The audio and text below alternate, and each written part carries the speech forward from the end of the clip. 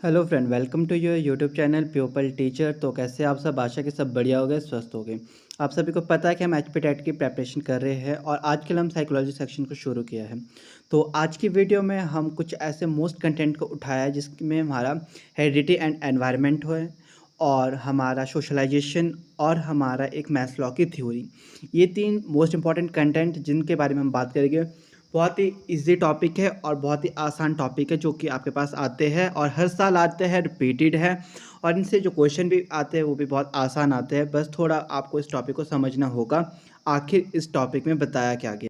तो जब हम हेरिडिटी और एनवायरनमेंट की बात करें तो ये एक दूसरे के ना पूरक है, एक दूसरे के ऊपर निर्भर करते हैं। क्योंकि एनवायरनमेंट और हेरिडिटी का एक पर्सन की लाइफ में बहुत इंपॉर्टेंट रोल होता है। उसकी फिज़िक्स किस तरीके की होगी, उसकी पर्सनैलिटी किस तरीके की है, उसका बिहेवियर किस तरीके का है, उसका इंटरेस्ट किस तरीके का, उसका इंटेलिजेंस किस तरीके का, ये सब आपका हेरिडिटी और एनवायरनमेंट के ऊपर डिपेंड करता है। क्योंकि आपके पास बहुत से क्वेश्चन पूछे जाते हैं यहाँ से हर साल। तो जब हम हेरिडिटी की बात करें तो एक जेनेटिक फैक्टर है, ठीक है, जो कि जीन्स है, जो कि बच्चे के अंदर आते हैं उसके पेरेंट्स के थ्रू। तो ये हमारा जो हेरिडिटी है वो हमारा वंश अनुक्रम जो बात करते हैं वो हमारा आगे से आगे ट्रांसफ़र होते रहता है, पेरेंट्स से बच्चों में, बच्चों से फिर उनके बच्चों में, आगे आगे चलते रहता है हेरिडिटी। और एनवायरनमेंट की बात करें तो ये हमारा अपना सराउंडिंग, हमारी फैमिली आ गई, हमारा स्कूल, हमारा नेबर, हमारा मीडिया, हमारा कम्युनिटी किस तरीके की है, ये चीज़ हमारे को अफेक्ट करेगी। क्योंकि जो हमारी फिज़िक्स किस तरीके की होगी, हमारी इंटेलिजेंस किस तरीके की होगी, हमारा इंटरेस्ट किस तरीके का होगा, वो सब हमारा हेरिडिटी के ऊपर निर्भर करता है। कि हमारे पेरेंट्स किस तरीके के थे, उनकी हाइट किस तरीके की थी, उनका कलर किस तरीके का था, ये सब हमारा किसके अंदर आता है, हेरिडिटी के अंदर आता है। और जब हम बात करते हैं एक बच्चे की डेवलपमेंट किस तरीके की होगी, उसके लिए भी आपका हेरिडिटी फैक्टर है और एनवायरमेंटल फैक्टर सबसे इम्पॉर्टेंट है। उसका फिजिकल और जो साइकोलॉजिकल करैक्टरिस्टिक्स है वो सब आपका इसी के ऊपर निर्भर करता है। क्योंकि आपके पास जब भी कुछ भी पूछा जाए कि एक बच्चे की जब डेवलपमेंट होती है उसके लिए सबसे इम्पॉर्टेंट फैक्टर कौन से हैं, तो वो हमारा हेरिडिटी और एनवायरनमेंट है। एक बच्चे की जो हेरिडिटी है उसके पेरेंट्स के ऊपर डिपेंड करती है, उसके पेरेंट्स के जीन्स किस तरीके के थे उसके ऊपर निर्भर करती है। हेरिडिटी और जो एनवायरनमेंट ये ऐसा फैक्टर है जो कि बच्चे के पर्सनैलिटी डेवलपमेंट, उसका बिहेवियर, हर एक चीज़ को अफेक्ट करेगा। आपसे अगर कभी भी क्वेश्चन में पूछा जाए कि जो बच्चा है वो चोरी कर रहा है उसका कारण क्या है, वो भी आपका हेरिडिटी एनवायरनमेंटल फैक्टर होगा। एक बच्चा है जिसकी इंटेलिजेंस बहुत अच्छी है, उसका भी हेरिडिटी और एनवायरनमेंटल फैक्टर होगा। अगर कोई बच्चा प्रतिभाशाली गिफ्टेड है उसके लिए भी एनवायरनमेंटल एंड हेरिडिटी फैक्टर है। हर एक चीज़, जब भी बच्चे की पर्सनैलिटी बिहेवियर के बारे में जब भी आपसे कोई भी क्वेश्चन पूछा जाए कि सबसे इम्पॉर्टेंट कौन सा कारक है, जहाँ भी आपको हेरिडिटी और एनवायरनमेंट दिखे तो आपने उसको टिक कर देना, ये एक लॉजिक है। क्योंकि हर एक चीज़ के लिए आपका हेरिडिटी और जो एनवायरनमेंट है ये वाला फैक्टर सबसे इम्पॉर्टेंट है। बच्चे की जेनेटिक्स की बात करें, उसके इंटरेस्ट की बात करें, उसकी इंटेलिजेंस की बात करें, चाहे जिस चीज़ की बात करें उसके लिए ये बहुत इंपॉर्टेंट है। क्योंकि आपकी हेरिडिटी ही एक जेनेटिक फैक्टर है जिसमें कि आपके जीन्स के ऊपर डिपेंड करता है। क्योंकि हेरिडिटी क्या है, आपके पेरेंट्स से आपके अंदर आते रहती है, जो आनुवांशिकता के गुण है वो क्या स्थानांतरण होते रहते हैं एक पीढ़ी से दूसरे पीढ़ी के अंदर। तो नेक्स्ट बात करते हैं अपना सबसे इम्पॉर्टेंट टॉपिक जो कि गुणसूत्रों बोले तो क्रोमोसोम। इसके रिगार्डिंग आपके पास हर साल क्वेश्चन पूछे जाते हैं और ये सबसे इम्पॉर्टेंट टॉपिक है आपका हेरिडिटी के अंदर, ठीक है। क्योंकि बच्चे भी कंफ्यूज हो जाते हैं कई बार, क्योंकि ये बहुत पहले का पढ़ रखा होता है तो भूल भी जाते हैं। तो आपने याद रखना है कि जब आपका एक्स वाई क्रोमोसोम मिलते हैं तो आपका लड़के का जन्म होगा।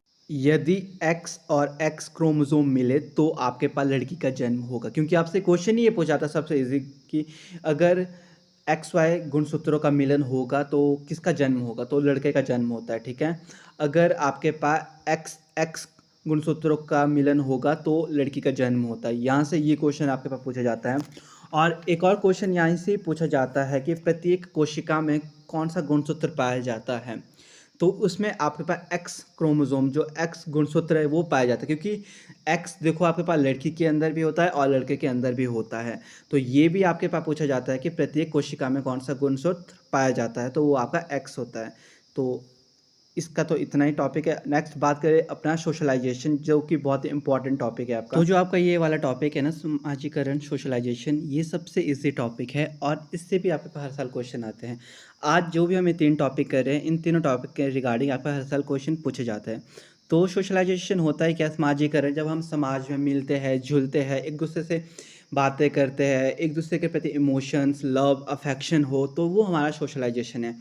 क्योंकि जब बच्चा होता है छोटा, जब वो धीरे धीरे बड़ा होता है, तो वो धीरे धीरे करके सोशलाइजेशन होता है, एक दूसरे से बातचीत करता है। क्योंकि जो छोटा बच्चा है वो क्या है, सिर्फ मम्मी पापा के पास जाता है, बाकी सबसे क्या है, डरता है। धीरे धीरे करके वो बड़ा होगा, फिर अपने फैमिली मेम्बर से बात करने लग जाएगा, फिर बाहर जाता है, फिर अपने पड़ोस में, आस पड़ोस में खेलेगा, एनवायरनमेंट पे। तो सोशलाइजेशन में भी एनवायरनमेंट और हेरिडिटी का बहुत इंपॉर्टेंट रोल रहता है। तो बेसिकली आपसे पूछा जाता है कि प्राइमरी एजेंट्स कौन से हैं और सेकेंडरी एजेंट्स कौन से हैं, या ये पूछा जाए सोशलाइजेशन किस प्रकार की प्रक्रिया है। सोशलाइजेशन कैसी प्रक्रिया है जिसमें कि बच्चा क्या है, सोशली होए, हर एक के साथ अच्छे से बात करे, किस तरीके से बात करना है, ये सब कुछ समझे। तो प्राइमरी एजेंसीज होती है हमारा पेरेंट्स, सबसे पहला हमारा होगा परिवार, हमारे माता पिता, सिबलिंग्स बोले तो अपने कज़न्स, ब्रदर वगैरह हो गए। जो चर्च है ये प्राइमरी एजेंसी है, आपके रिलीजन पार्ट होगा, जैसे कि आपके मंदिर हो गए, ये वाले हर एक चीज़ें किसके अंदर आई, आपकी प्राइमरी एजेंसीज के अंदर आती है। आपसे पूछा जाएगा अगर कि आपकी प्राइमरी एजेंसी कौन सी है, वो आपके क्या है, पेरेंट्स है, फैमिली है, ये आपके प्राइमरी है। और सेकेंडरी जो एजेंसीज होती है वो वाली एजेंसीज होती है जहाँ पे आप एजुकेशन के लिए जाओगे, आप एनवायरनमेंट में जब आप घर से बाहर निकलोगे, तो वो आपका सेकेंडरी एजेंसीज आती है। तो सेकेंडरी एजेंसीज में जैसे आपके फ्रेंड्स आ गए, ठीक है, आपके नेबर्स आ गए, आपका वर्क प्लेस जहाँ वर्क करते हो वो है, यूनिवर्सिटी, एजुकेशन के लिए जहाँ जाते हो, आपके स्कूल। आपसे कई बार ये भी पूछा जाता है कि जो स्कूल है वो कौन सी एजेंसी है, तो आपकी वो सेकेंडरी है। फिर आपकी कम्युनिटी आती है, फिर आपके जितने भी आपके एनवायरनमेंट के अंदर जो जो चीज़ें आती है वो सब किसके अंदर आएगी, आपकी सेकेंडरी। जो आपके घर के अंदर की चीज़ें हैं और आपका जो मंदिर है, जो रिलीजन प्लेस है, वो वाली चीज़ें आपकी प्राइमरी एजेंसीज के अंदर आती है। जैसे कि आपका वर्क प्लेस, ये सेकेंडरी है यहाँ पे। रिलीजन की बात करें, ये आपका प्राइमरी है। फैमिली होगी, ये प्राइमरी है। पीयर्स ग्रुप बोले, ये भी आपका सेकेंडरी है, जो कि आपके फ्रेंड्स वगैरह है, ये आपका सेकेंडरी एजेंसीज के अंदर आता है। तो यहाँ से सिर्फ यही क्वेश्चन आता है कि आपके प्राइमरी एजेंसीज कौन सी है। सबसे पहला आपका फैमिली है, फिर आपका स्कूल है, फिर आपकी कम्युनिटी है। ये 3 चीज़ें आपने याद रखना है। इसके रिगार्डिंग आपके साथ हर साल क्वेश्चन पूछे जाते हैं। तो सोशलाइजेशन वाला टॉपिक भी हमारा ख़त्म हो गया। इस सब के आपके पास नोट्स प्रोवाइड किए जाएंगे बैच में, आपके पास ग्रुप में मिल जाएंगे। नेक्स्ट बात करते हैं अपनी मैस्लो की थ्योरी, क्योंकि ये सबसे अच्छी और सबसे इम्पॉर्टेंट थ्योरी है और सबसे इजी थ्योरी, क्योंकि ये थ्योरी आपके पर्सनल नीड्स के ऊपर बनाई गई है। और आपसे क्वेश्चन भी पूछा जाता है कि जो आपकी मैस्लो की थ्योरी है वो किसके ऊपर बेस्ड है, तो ये आपके पर्सनल नीड्स के ऊपर बेस्ड है। ये आपका एक क्वेश्चन बनता है और बहुत बार पूछा भी गया है। तो याद रखना, आपकी जो पर्सनल नीड है वो आपकी मैस्लो की थ्योरी के अंदर है। तो मैस्लो की थ्योरी किसके ऊपर बेस्ड है, आपकी पर्सनल नीड्स के ऊपर। तो मैस्लो ने जो एक पर्सन की नीड्स होती है उसको 5 पार्ट्स में कैटेगराइज किया गया है। तो जो सबसे पहली नीड होती है एक पर्सन की, होती है हमारी फिजियोलॉजिकल नीड्स, हमारी शारीरिक नीड्स, जिसमें कि हमारे पास आएगा अपना खाना, कपड़ा, मकान, ये सारी चीज़ें हमारी पर्सनल जो नीड्स है, शारीरिक नीड्स है, ये सबसे इम्पॉर्टेंट है। एक पर्सन के लिए सबसे पहले खाना और मकान होना चाहिए, कपड़े होने चाहिए, पानी होना चाहिए, ये सबसे पहली नीड होती है ना हर एक पर्सन की। बाकी सारी नीड्स तो बात की बात है, जब तक खाना ना मिले तब तक जब पर्सन ही ज़िंदा नहीं रहेगा, अगर खाना ही ना मिले।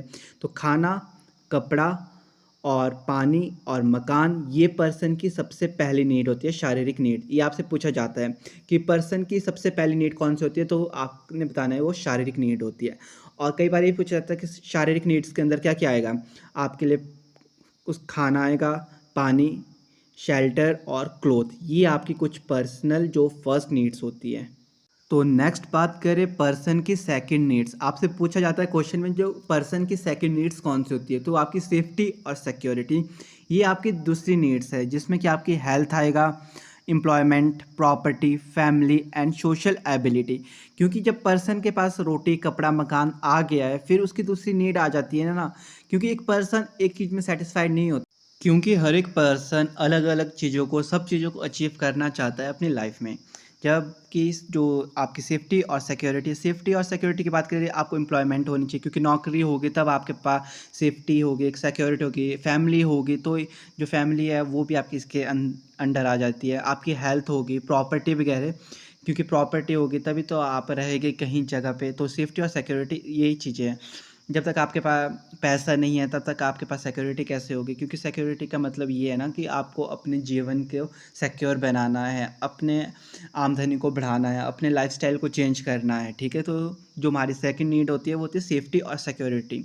नेक्स्ट बात करें थर्ड नीड की, लव एंड बिलोंगिंग। जब एक पर्सन को उसकी शारीरिक नीड भी पूरी होगी, उसकी सेफ्टी और सिक्योरिटी वाली नीड्स भी पूरी होगी, तो जब उसने पैसा वगैरह कमा लिया, एक मकान बना लिया, तो लव और बिलोंगिंग की भी एक चीज़ होती है जिसमें कि फ्रेंडशिप होगी, फैमिली होगी, और आपका जैसे कि पर्सन कोई मैरिज करेगा, मतलब लव मैरिज, ये वाली चीज़ आपकी थर्ड स्टेज में आती है। क्योंकि जब कमा लिया तो किसके लिए कमाया, तो शादी होगी, ये सब चीज़ें आपकी बनेंगी, आपकी फैमिली बनेगी, आपके फ्रेंडशिप हो गए, आपके दोस्त हो गए, ये वाली चीज़ आपकी आएगी लव एंड बिलोंगिंग, जो आपकी थर्ड स्टेज बताई हुई है मैस्लो ने। और जो फोर्थ हमारी नीड्स बताई है वो है सेल्फ एस्टीम। जब आपकी शारीरिक नीड पूरी होगी, सेफ्टी एंड सिक्योरिटी होगी, लव एंड बिलोंगिंग हो गया, मतलब शादी वगैरह होगी, फैमिली वगैरह बन चुकी है, तो एक पर्सन चाहता है कि उसकी रिस्पेक्ट बने, उसकी सोसाइटी में क्या हो, उसकी रिस्पेक्ट हो, हर एक लोग उसको जाने समझे और वो सोशली हो, ये आपकी सेल्फ एस्टीम है। और लास्ट जो नीड है हमारी वो है सेल्फ एक्चुअलाइजेशन। ये वाली नीड वो वाली नीड है जब पर्सन की लाइफ में सब कुछ हो चुका है, मतलब ये तब है जब बंदा एक 65 एज से ऊपर हो चुका है, जिसमें कि वो ये देख रहा है कि उसने अपने लाइफस्टाइल को किस तरीके से चेंज किया, उसने क्या क्या चीज़ अचीवमेंट्स की, क्या क्या उसने अपनी लाइफस्टाइल में किया, किस तरीके की लाइफस्टाइल उसकी रही है, और मतलब सब कुछ मोह माया से दूर त्याग लिया, सब चीज़ें हो चुकी है, ये वाली चीज़ है, ये हमारी फिफ्थ नीड है, जो कि हमारे सेल्फ एक्चुअलाइजेशन, जिसमें कि हम अपने बारे में सब कुछ देख रहे हैं, आखिर हमने अपने लाइफस्टाइल में क्या क्या चीज़ें की हैं। तो आशा है कि आज की वीडियो आप सबको अच्छी लगी होगी, और ये वीडियो बहुत ही हेल्पफुल है आपके लिए एचपी टेट के लिए, क्योंकि जब आप कंटेंट को डीपली समझोगे तो आप जो टेट है वो इजीली क्वालिफाई कर सकते हो। और इनके जो मोस्ट इंपॉर्टेंट क्वेश्चन है वो आपको बैच में प्रोवाइड कर दिए जाएंगे, जिसमें कि आपको फ्री नोट्स मिल रहे हैं, और वहीं पे आपको सारे के सारे पीडीएफ्स मिल जाएंगे। और जो भी पर्सन अभी तक ग्रुप को ज्वाइन नहीं किया है और वो ग्रुप को ज्वाइन करना चाहता है, तो आपको स्क्रीन पे मेरा नंबर दिख रहा होगा, तो आपको मैसेज कर देना। आज आपके लिए सिर्फ लास्ट टाइम है, आप ग्रुप ज्वाइन करना चाहते हो तो कर सकते हो। तो आज की वीडियो में बस इतना ही, मिलते हैं अपने नेक्स्ट वीडियो में। तो वीडियो अच्छी लगी तो वीडियो को प्लीज़ लाइक शेयर कर देना और चैनल को भी सब्सक्राइब कर देना।